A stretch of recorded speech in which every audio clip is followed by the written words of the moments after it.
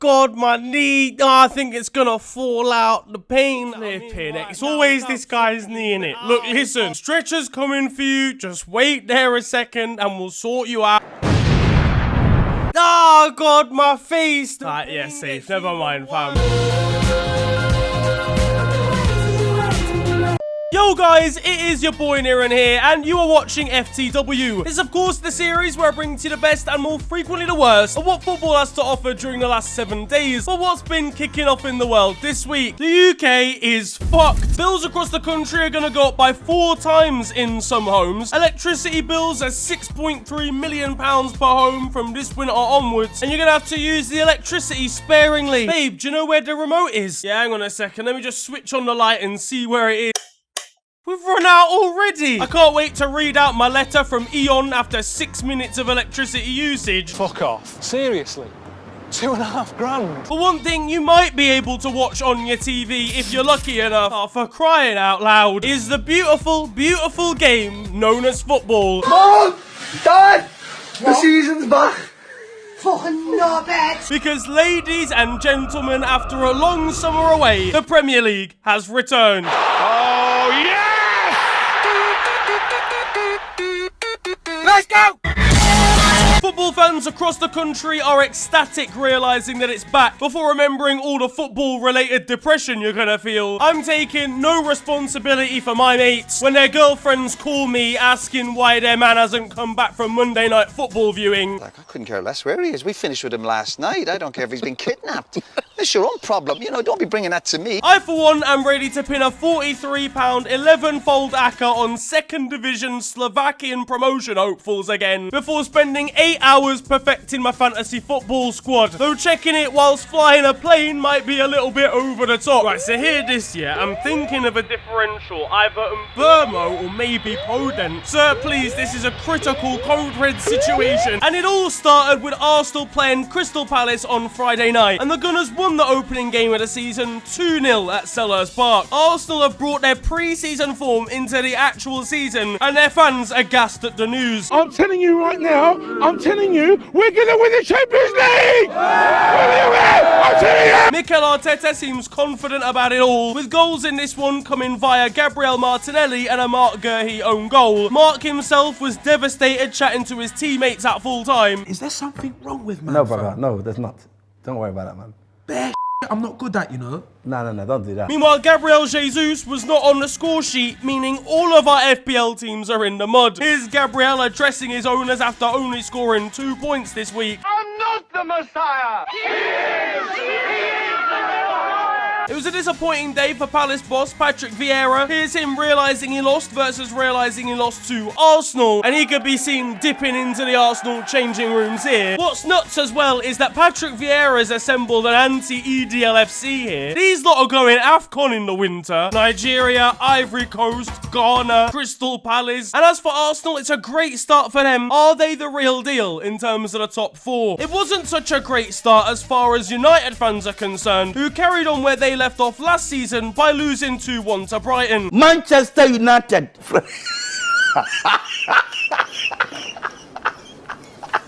I mean, they were relying on the French Abel Hernandez for goal contributions. Everybody in that squad is already a mess. I can't believe it's happened again. Manchester United. And who's your favourite player? None of them. They're all rubbish. A lot of people's favourite of all time at Manchester United is Cristiano Ronaldo, and he's hating his life there. Like, listen, bro, do you reckon we can go back to Real still? Eric Ten Hag was busy calling him in the 60th minute, but he was far too distracted. It didn't even start well for United, with Harry Maguire getting his players to line up on the wrong side of the tunnel. That's the furthest David De Gea has been off his line in 4 years. We got live scenes of the Harry Maguire-Lisandro Martinez combination, and Lisandro had a tough debut. He was always gonna struggle from corners though, let's be real. The centre-backs were not the only ones struggling though in this one. Pretty sure Scott McTominay is still on the A23 trying to get there. Here he is arriving on our TV screens, ready to drop another 3 out of 10 performance. Daily offender, crazy Danny Welbeck dominated United's defence. It was crazy. He's literally better than Rashford, and he was Rashford back in like 2009. Speaking of Marcus, and he was up late helping Christian Eriksen with his first United apology, Erik ten Hag might just be Ralph Rangnick in disguise. Here's all the Dutchman actually learnt studying under Pep Guardiola. At full time, and the Seagulls admin tweeted, "Just like Brighton, your city is blue." I mean, for crying out loud, this is a critical hit. It's a shithousery award for them. Then after Mark Goldbridge tweeted about his confidence on beating their side, Brighton's admin went crazy again. Not another one? You already know what's happening here. United fans are obviously raging at their opening day defeat, and some anger even spilled out into the stands. That's the most fight I've seen there in years, and there's even a planned walkout being organised against Liverpool in a few weeks. That'll happen at the start of the game, therefore about 40 minutes earlier than it started last season. Speaking of Liverpool, and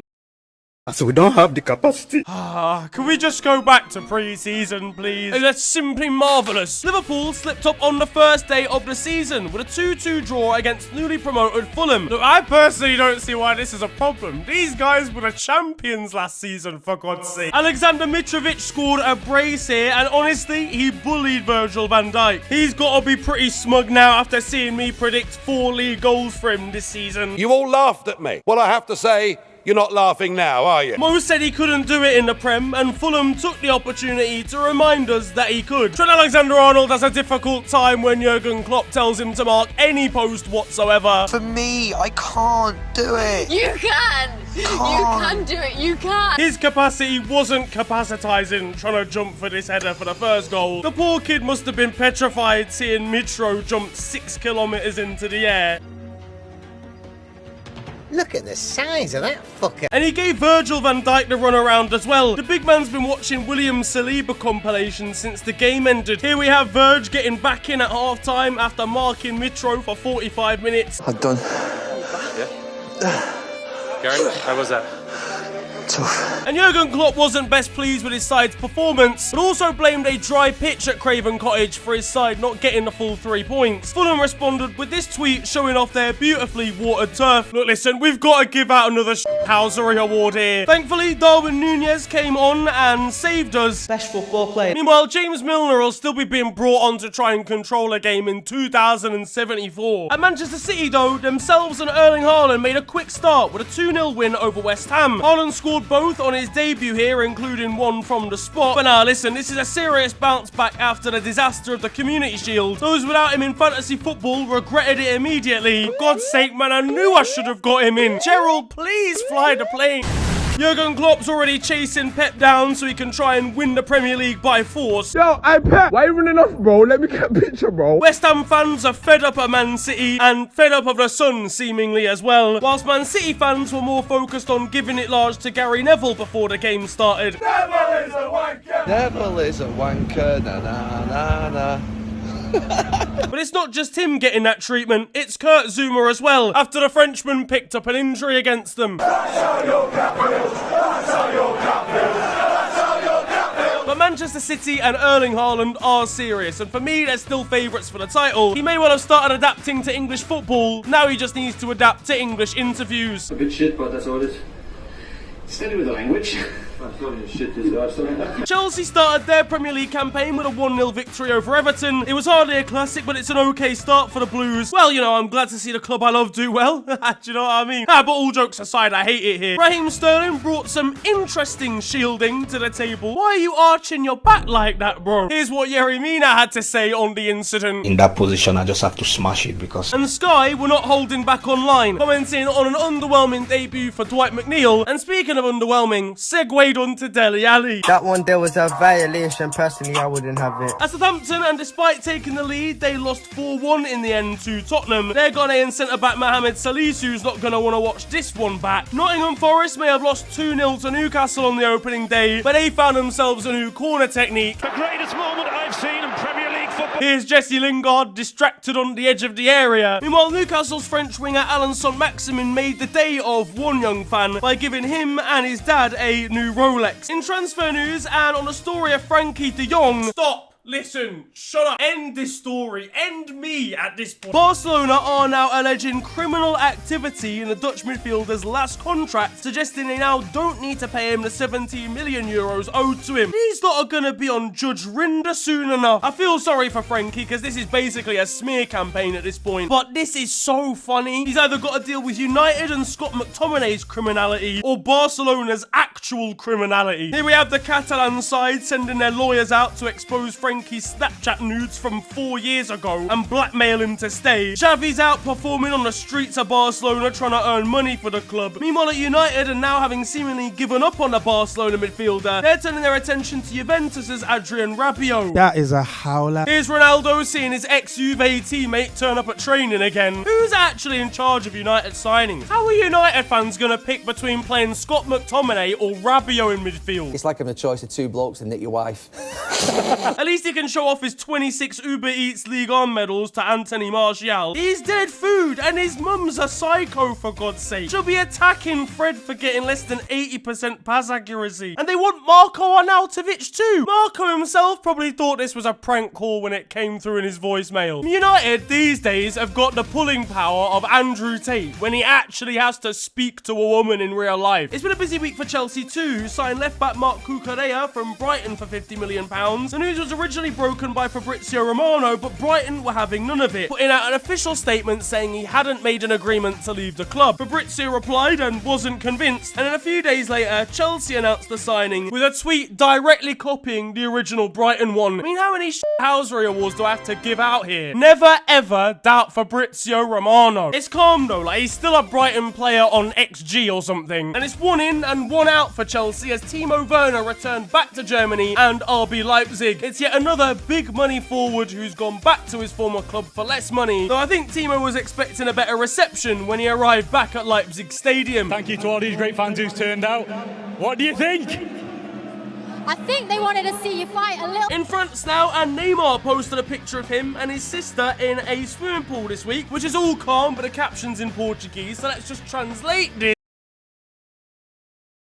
Are you titting me, lad? Oh man, FNG Limited Enterprises are gonna have a field day with this one. On a serious level though, what in the sweet hick dickery Alabama is this? Why are you doing that in the pool? Why are you doing that anywhere actually is the more? This family tree is mad. It's looking like a hedge at this point. Kylian Mbappe is gonna be fuming when he sees he skipped a match because his sister got her hand stuck in the washing machine. But realistically, his stepdad was once younger than him, so why am I even surprised? On the pitch though at PSG, and they slapped Clermont Foot 5-0 on game week 1, including a bicycle kick coming in from Lionel Messi, and it holds the world record for the lowest bicycle kick ever. It was a bicycle kick with stabilizers on, bro. Here's the bike he was actually on. I don't think it's quite the same reach as a Cristiano Ronaldo acrobatic effort, but the difference here is that Ron probably watched it on a stream from the United bench. PSG sporting director Luis Campos was seen visiting nightclubs for research on where his squad goes in their free time. Yeah, alright mate, it's for research purposes. Ooh, how convenient. He's not doing homework, he's out raving, mate. He's going to be presenting his findings to a McDonald's worker at 5 AM instead of going to PSG in the morning. Sir, this is a picture of you doing ketamine off another man's foot. Chilean winger Alexis Sanchez was excited to join Marseille this week, so much so that when meeting fans and meeting executives of the club, he almost slipped over and provided us with the fastest injury at a new club ever. Marseille's new Colombian winger Luis Suarez managed to score at the same time as the Uruguayan Luis Suarez at Nacional, and France is actually where our first goal of the week is as well, coming from the second division and Guingamp's Jeremy Livolon. The ball came out from a corner and the end result is the last thing you would have expected from that range. Livolon!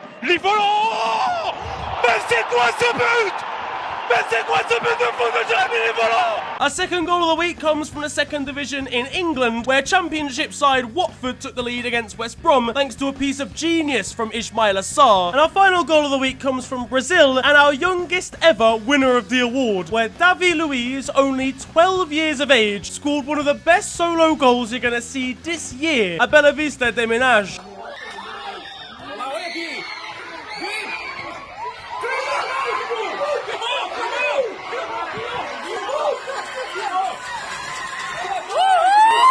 Now, in Germany, and Bayern Munich fullback Alphonso Davies provided the most wholesome news of the week, saying that he's going to be giving his World Cup money to charity. In Canada, after the opportunity that Canada gave him as a country, coming over from Ghana, at Schalke, and we've got some of the most impressive balancing you'll ever see, but surely at this point, this is just impractical. Meanwhile, why is this woman making love to this pretzel in the front of the shop? In the Bundesliga 2 and Darmstadt versus Braunschweig, saw some genuine WWE going on in the middle of the park. Meanwhile, Leganes and Villarreal are once again competing over a trophy that's shaped like a pickle, and to be honest, I don't know why. All I know is you've got to keep Prince William away from that. In Italy, and Venezia came back from 2-0 down to 2-2 against Ascoli, only to, in their own words, fall asleep and concede an own goal from a bicycle kick. In the Netherlands, and the opening day of the season saw Emmen score one of the most spectacular own goals of the season against PSV Eindhoven.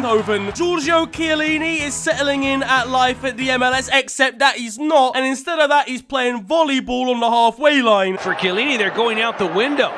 Well, the fact... Elsewhere in America, and Ricky Puig has left Barcelona to join LA Galaxy. He was pictured with fans upon arrival at the club, though these pictures aren't exactly what they seem, because it turns out there was calls for their president to be sacked in the background, only for LA Galaxy to edit out the banner and replace it. Meanwhile, in South Africa, and for Supersport FC, this goalkeeper was having absolutely none of his opposition's antics.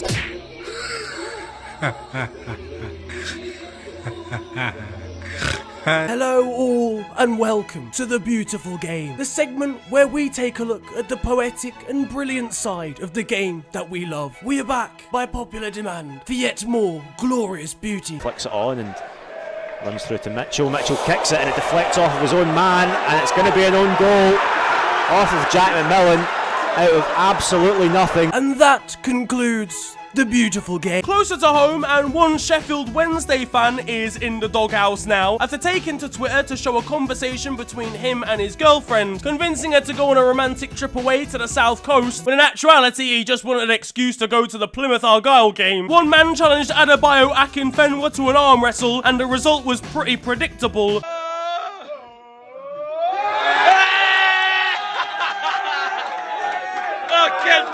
Meanwhile, a woman was put into business class on a flight from the UK after being mistaken for England women's hero Chloe Kelly. Listen, a lot of people say I look like Trent, so if you could just put me on a business class. In Northern Ireland, and Linfield haven't quite grasped the concept of playing out from the back.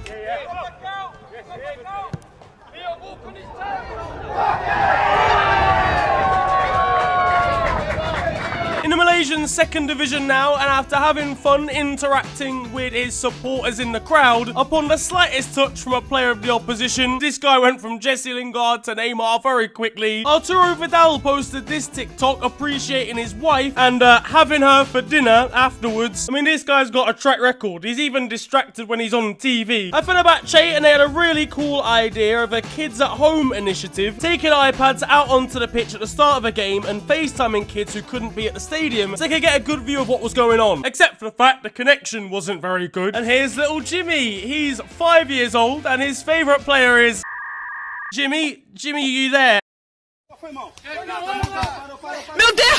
You too can help a man whose walking stick is kicked away by a football for just £3 a month. In Peru now, and we've got probably the stupidest penalty of the week, coming from a goalkeeping howler, a series of unfortunate events, and then a catastrophic handball on the goal line. At Olympia now in Paraguay, and this guy clearly doesn't feel like he needs proper treatment. Alright, yeah, let me get a Mars bar actually. Are you taking the piss? You must be sick. Oliveira, a goalkeeper for Desportivo over in Brazil, managed to save his side, grabbing a draw through a goal he scored in the 12th minute of injury time this week. It's been such a great week for other Brazilian goalkeepers, as over at Samambaense, I think that's how it's pronounced, I have no idea. But the 98th minute of their game is when he chose to do this, but holding it down again for the goalkeepers legion is Hedenstad Christensen, who scored a late goal to grab a draw for Lillestrøm against Tromsø in Norway. At Paraguay, in a game between America and Guarini, this dog is not letting kickoff distract him from his sleep. In Mexico, and this linesman got a little bit distracted from running the touchline. In Argentina, and these lads have taken their FIFA tournament extremely seriously. This is how I want pro clubs to be played everywhere from now on. Meanwhile, back in Brazil, and this Atletico Mineiro fan is eating this ice cream a little bit suspiciously. Now though, for the moment you've all been waiting for, because over in Romania, the transfer window is coming to a close soon. Wheelings and dealings are being done everywhere, and that doesn't stop at Romania, where an FC Arges player by the name of Alexandru Istvan is setting his sights on a move away from the club. He said in an interview that he either wants to go to Steaua, Craiova or Cluj in Romania, or Benfica or Real Madrid. You were doing well at first, and the final two maybe a little bit out of the zone. In Japan and the J-League, midfielder Leandro wasn't too happy with this challenge on him. Toothpaste brand Sorriso in Brazil have decided they're going to sponsor Sorriso, who's a footballer who plays for the Red Bull backside over in Brazil. Staying over there, and in the 4th division, Serie D, they've got a new technique for getting rid of excess water on a waterlogged pitch. Arbroath and Inverness's match this weekend had a background that was simply deleted from existence. In Singapore, and we've got Akram Asman getting a little bit frustrated.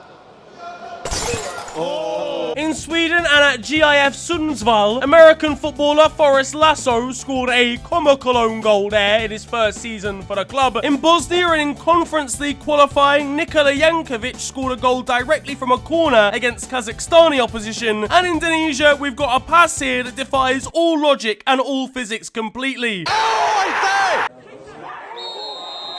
Now though, it's time for Still 0-0, and you guys know the score by now. This is a segment of the show where I bring to the best of Sunday League and amateur football. I'm not entirely sure where this clip is actually coming from this week, but if you think being a Sunday League footballer is hard, being a Sunday League official is even harder. You're constantly getting grief from people down on the sidelines, so much so they might even accidentally trip you over if you're a linesman.